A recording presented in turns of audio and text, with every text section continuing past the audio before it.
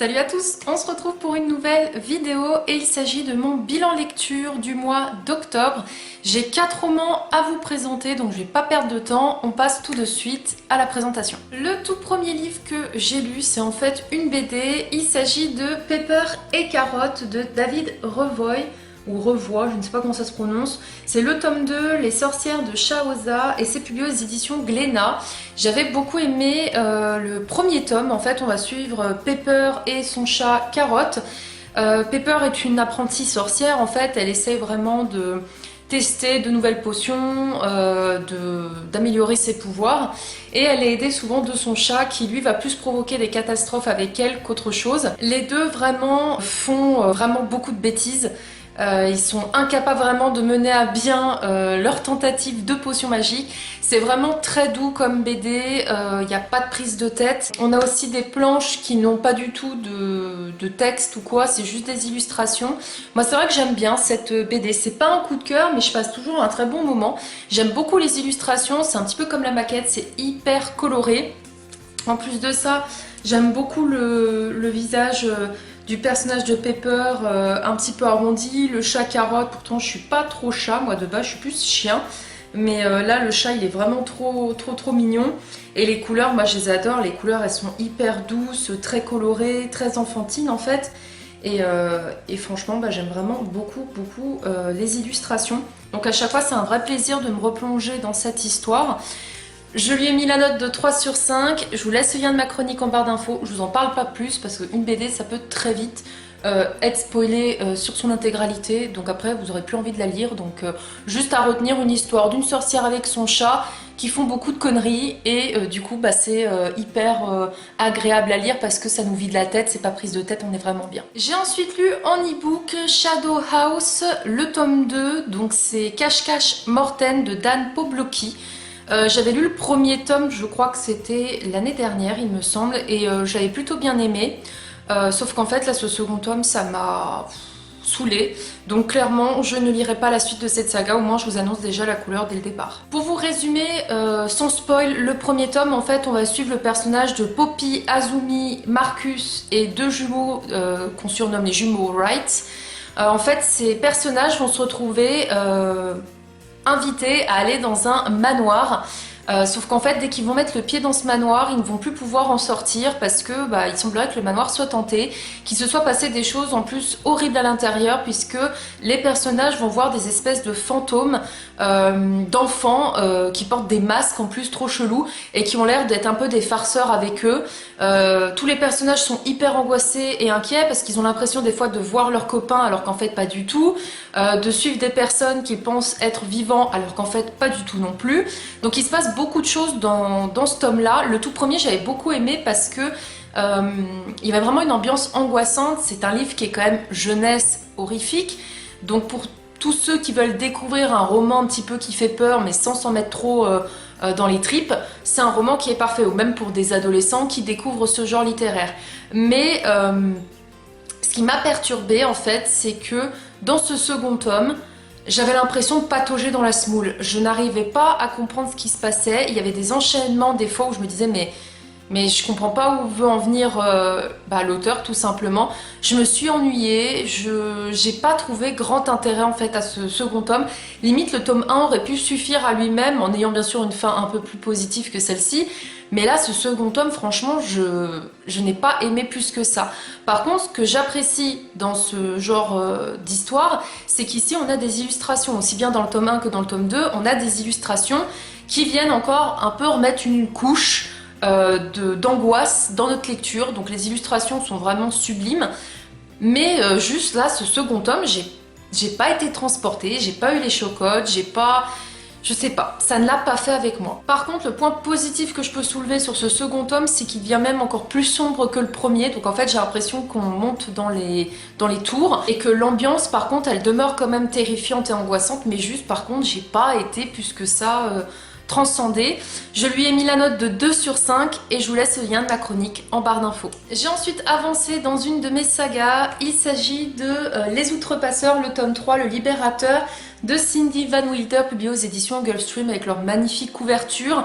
Pour vous résumer un peu l'histoire des Outrepasseurs, si vous ne connaissez pas, on va suivre en fait le personnage de Peter qui du jour au lendemain va voir sa vie complètement basculer puisqu'il pensait connaître le monde dans lequel il vit, alors que pas du tout, il y a tout un autre monde qu'il ne connaît pas, qui appartient à ses ancêtres qui ont été maudits. Dans le premier tome, on découvre en fait quelle est cette malédiction qui pèse sur la famille de Peter et sur du coup cette société secrète qu'il va un peu rentrer dedans en fait, qu'il va intégrer. Le tome 2 était très rythmé en action. Beaucoup de personnes n'ont pas forcément aimé le tome 1 parce qu'il ressemble un peu plus à un préquel. Le tome 2, il est un peu plus mouvementé en action et on suit vraiment Peter. Et dans ce tome 3, on suit encore une fois Peter. Si jamais je vous ai fait un vlog lecture en pyjama, il s'appelle, où je vous parle un peu plus de cette saga, n'hésitez pas à aller la voir, je vous la mettrai en barre d'infos, comme ça si vous êtes curieux, allez la voir, je vous parle un peu plus de cet univers. Et là ici en fait, j'ai passé un bon moment de lecture avec ce tome 3, mais il n'a pas été aussi bien que le tome 2, malheureusement. On a quand même de l'action. On suit encore une fois le personnage de Peter dans son avancée. Le gros point positif de ce tome-là, c'est qu'à chaque chapitre, on découvre un moment en fait du point de vue d'un des personnages importants de ce récit, un des personnages que j'adore. J'aurais limite aimé, je sais pas si l'auteur l'a fait avec le tome 4 parce que je sais qu'il y a un tome 4, mais j'aurais aimé vraiment encore en apprendre plus sur ce personnage-là. C'est un personnage qui est méchant de base, mais justement il a une complexité qui fait qu'il est hyper intriguant et on a envie d'en savoir plus sur lui. Donc j'ai vraiment aimé ces petits passages où au début du chapitre on en apprend un peu plus sur sa vie. On voit beaucoup aussi dans ce tome-là des alliances se former. On a Peter qui en bave comme pas possible parce qu'il arrive vraiment beaucoup de choses à lui mais également à son entourage. J'ai bien aimé aussi les combats qu'il y a eu dans ce tome 3 là, mais comme je dis, je trouve qu'il était un peu plus long. Il y a des passages qui étaient un peu plus longs, que je n'ai pas forcément ressenti dans le tome 1 ou dans le tome 2, donc celui-ci, plutôt que d'être un tome qui aurait pu clôturer la saga, j'ai l'impression en fait qu'il avait l'apparence d'un tome 2 en fait. Comme on dit souvent, le tome 1 on monte, le tome 2 on redescend un petit peu, le tome 3 ça remonte. Là, étant donné que le tome 1 n'est pas vraiment un tome 1 mais plus comme un préquel, celui-ci j'ai eu l'impression qu'il remplaçait le tome 2 avec la mayonnaise qui redescend, c'était un peu moins top quoi. Après j'aime toujours autant l'univers, je lirai le tome 4 parce que j'ai envie d'en savoir un peu plus, mais vraiment cette saga je l'aime vraiment beaucoup, l'univers est très intéressant, on est sur des faits qui sont des faits vraiment horribles, dégueulasses. On est dans un monde où en fait la magie côtoie les vivants, mais c'est pas une magie du tout qui est positive ou quoi que ce soit, non, c'est vraiment plus style malédiction, mauvais oeil en fait. Et ouais, l'univers est vraiment riche. J'aime beaucoup en plus la plume de Cindy Van Wilder, donc j'ai vraiment hâte de lire le tome 4 et je pense que je lirai aussi d'autres œuvres de cet auteur parce que comme je vous dis, j'aime beaucoup son écriture. Je lui ai mis la note de 3 sur 5 et je vous laisse le lien de ma chronique en barre d'infos. Et enfin, le dernier livre que j'ai lu en octobre, il s'agit de Vampiria. Donc c'est le tome 1, La Cour des Ténèbres de Victor Dixon, publié aux éditions Robert Laffont dans leur collection R, parce que oui, c'est une saga qui, de ce qu'a dit Victor Dixon dans des lives, sera soit en 3 tomes, soit en 4 tomes. En tout cas, ça risque d'être une longue saga, donc à voir, en tout cas, très intriguée. Je vais pas vous en parler dans ce point lecture, je vais juste vous dire que ça a été un gros coup de cœur. Que j'ai adoré, que c'était palpitant, angoissant, sanglant, parce qu'on parle de vampires, mais ça a été vraiment un très gros coup de cœur. Je vous en parle pas plus ici pour la simple et bonne raison que de 1, vous avez ma chronique sur mon blog, donc je vous la mettrai en barre d'infos, et je vous mettrai aussi en barre d'infos le lien de la vidéo lecture commune que j'ai fait avec Fanny des Chroniques de la Fraise. On vous en parle en long, en large, en travers. En fait, toute la vidéo, vous suivez notre avis sans spoil sur ce qu'on a ressenti, ce qu'on a vu, ce qu'on a vécu, enfin vraiment vous voyez nos ressentis en temps et en heure, et j'aime vraiment ce genre de vidéo. Avec Fanny on a dit qu'on allait se refaire des vlogs lecture commune comme ça parce que on a vraiment l'impression de vivre le truc, et même moi quand j'ai revu le vlog de Fanny, enfin que j'ai vu la première fois et que je revoyais les passages où on échangeait ensemble, je rigolais parce que je me disais mais oui c'est vrai que l'émotion là, on y voit sur mon visage que j'étais genre choquée ou que j'étais émue, intriguée, enfin c'est vraiment top ce genre de vidéo, j'adore. Donc n'hésitez pas à aller voir ma vidéo en barre d'infos, sachant que pour ceux qui l'ont déjà lu et qui veulent avoir un peu notre avis avec spoil, On a fait exprès avec Fanny qu'à la fin de nos vidéos, au moment où on vous dit au revoir, on vous alerte que juste derrière, pour ceux qui l'ont lu et qui veulent rester, on en parle avec spoil. Comme ça permettait à tous ceux qui l'ont lu ou pas lu de ne pas être spoilés tout le long de la vidéo, et pour ceux qui l'ont lu, d'avoir notre avis avec spoil à la fin de la vidéo. Et en plus, je fais exprès tout au long de la vidéo, quand on parle avec Fanny, c'est bien marqué sans spoil, et à la fin de la vidéo, quand je vous ai dit après au revoir, on enchaîne et je mets bien la partie avec spoil. Et Fanny, elle a fait pareil, elle a bien alerté, donc si vous êtes intelligent, quand on vous dit si vous n'avez pas lu le livre, partez parce qu'on va enchaîner avec du spoil, voilà, on vous a prévenu. Après, si vous restez, c'est à vos risques et périls, mais franchement, ça serait bête de se faire spoiler parce que j'ai remarqué quand même sur la blogosphère, que ce soit YouTube, Instagram ou quoi, surtout sur Instagram, que pas mal de personnes, je trouve, ont donné leur avis mais un peu trop détaillé, au point que ça spoil des éléments importants qui pour moi avaient besoin d'être découverts par le lecteur comme nous on l'a découvert en fait. Il y en a beaucoup qui, j'ai remarqué, ont donné beaucoup trop de détails sur pourquoi le personnage principal fait ça ou quoi, quel est le but de ce personnage principal, quel est en fait bah ouais, comment dire, le thème abordé de ce livre.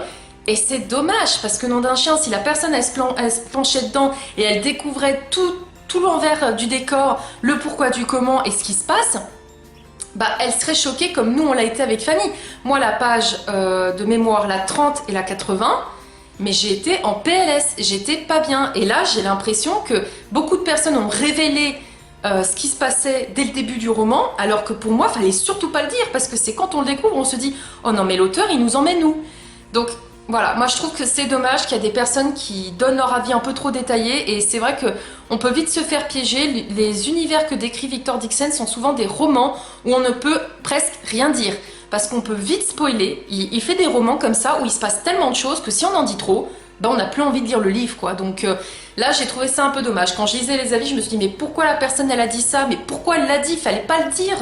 Moi j'ai fait exprès de faire en sorte que ma chronique sur mon blog soit le plus succinct possible, où je parle plus de mon ressenti, des choses qui ont pu me choquer, mais tout en n'en disant pas trop sur l'histoire et pourquoi le personnage il se comporte comme ça, parce que sinon vous avez pas envie de le lire quoi. Donc je trouve ça un petit peu dommage.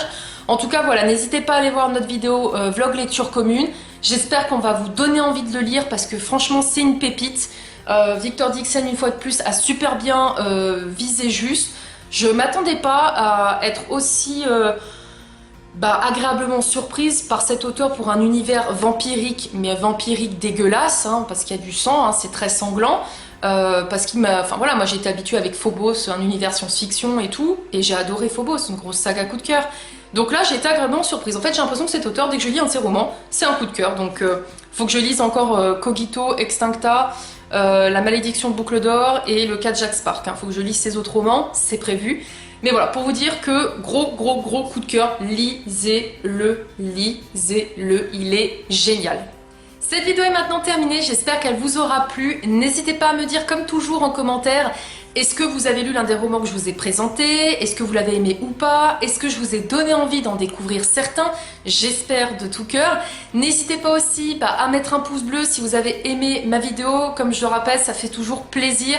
Et surtout de commenter, parce que le but de faire des vidéos sur YouTube, je le rappelle, c'est d'échanger. Donc s'il n'y a pas de retour, ça donne pas forcément envie de s'investir, alors que le but c'est d'échanger quand même, c'est un réseau social quand même YouTube. Et si vous venez d'arriver, j'espère que ma vidéo vous aura plu, n'hésitez pas à vous abonner et à voir d'autres vidéos que j'ai pu faire, hein. Peut-être que vous trouverez votre bonheur au niveau des livres. Et sur ce, je vous dis à très vite pour de prochaines vidéos. Salut!